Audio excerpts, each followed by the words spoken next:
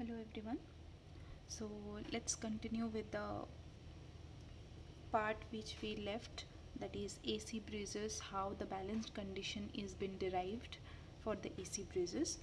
This is the basic concept. Okay, if you understand this, then you will be able to understand how the measurement of capacitance are done in the AC bridges, how the measurement of inductance is done in an AC bridge. So try to understand this basic concept. If you understand this, then the Maxwell bridge, the shearing bridge, all will be clear.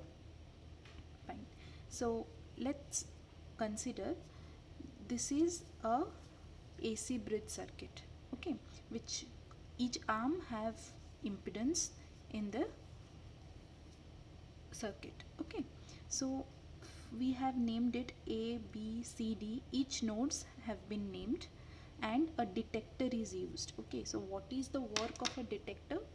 Detector reads the zero current. Okay, detector reads zero current, that is when the bridge is balanced. Then balanced in the sense, it means VBD. Okay, VAB is equal to VAD. When this potential difference is equal to this potential difference, or you can say this B is equal to D, this point is same, it means there is no difference. Okay, no potential difference means no current will flow. You know that you, to flow a current, you need a potential difference. Okay, so it means what we need, detector will detect zero current, and when it is possible, when this potential is equal to this potential. And how do we calculate? We name it as VAB, the potential difference across this is equal to the potential difference across this. Or you can say, you can also do it in this way, that write it VCD is equal to VBC. Okay, but why we consider this side? Depending, if we use here the variable resistor, then we consider this arm and this arm. If we use the variable resistor here, then we consider this potential is equal to this potential. That is the main concept. Okay, so before going on to that, I'll just like to remind you the voltage division rule. Okay, so what was the voltage division rule? If you have a circuit like this, okay, just take it like we had studied in the DC circuit. Let this impedance is not there, now it is a DC source, and you get R1. You have just modified the circuit. Okay, this Z1 is now R1, Z2 is R2, R3, and this Z2 is R2, and this Z4 is R4, and you have a potential difference is E1, or you have represented as V1, similarly V3, V2 and V4. Okay, and the main potential is V. So what is the potential or voltage division rule says? If you need to find out this voltage, then, and you know this total voltage. Okay, so total voltage is known, you need to calculate this voltage. So what is the formula? Total voltage into that respective resistor where you want to calculate the voltage, V into R1 by R1 plus R3, because this is one branch, this is the different branch. Okay, similarly V2, it will be what? Total voltage multiplied with that respective resistor where we want to find the voltage, V into R2, plus since this R2 and R4 are connected in series in this arm, so R2 plus R4.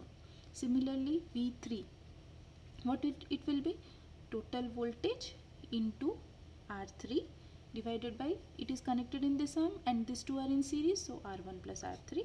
Similarly V4 is equal to total voltage into the respective resistor where you want to calculate the voltage divided by this series R2 plus R4. Okay, so this is the basic concept of voltage division rule. Here we are also going to use that concept. Okay, so what does it say?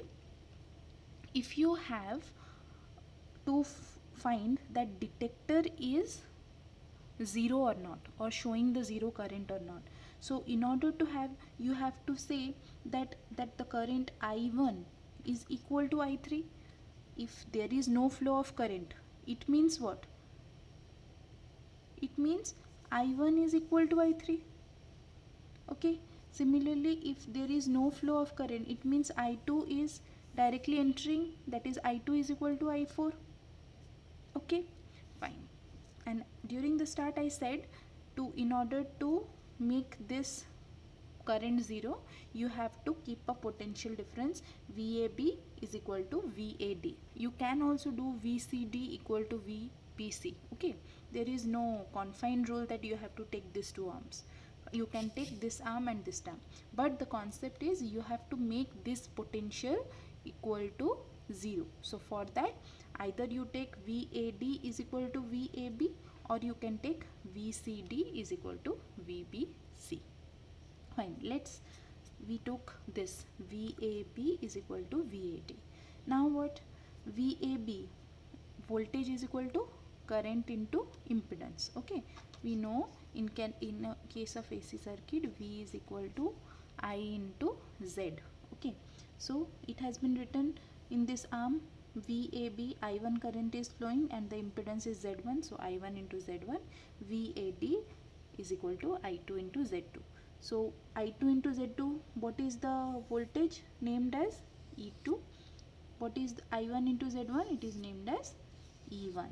Now let's go to that voltage division. What can that E1 be written? E1 can be written as, E1 is equal to, we know the total current EMF is E, so we can write E is into the respective impedance where we want to find the voltage, divided by, since these two are in series, because I1 is equal to I3. Okay, so Z1 plus Z3. Similarly, E2 is equal to what? Main voltage into respective impedance divided by, since I2 is equal to I4, it means Z2 and Z4 are in series, so Z2 plus Z4. Just see, I have written the same thing.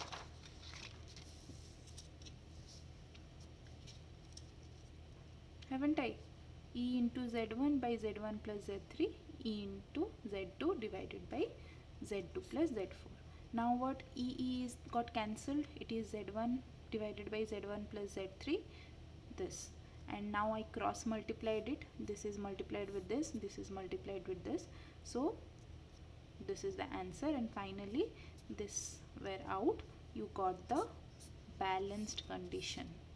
So for an AC circuit, the whatever type of circuit you do, your main target is that if it is said you need to find out or need to measure some resistance or capacitance or inductance in a particular arm, then your main work will be to first to balance, take the balance condition, that is you have to make the impedance of this two product is equal to this product. Okay, fine, we will move on to the next topic in the coming video, that is one of the measurement principle or method which has been used for AC breeze calculation, that is Maxwell measurement breeze, which is used for measurement of inductance.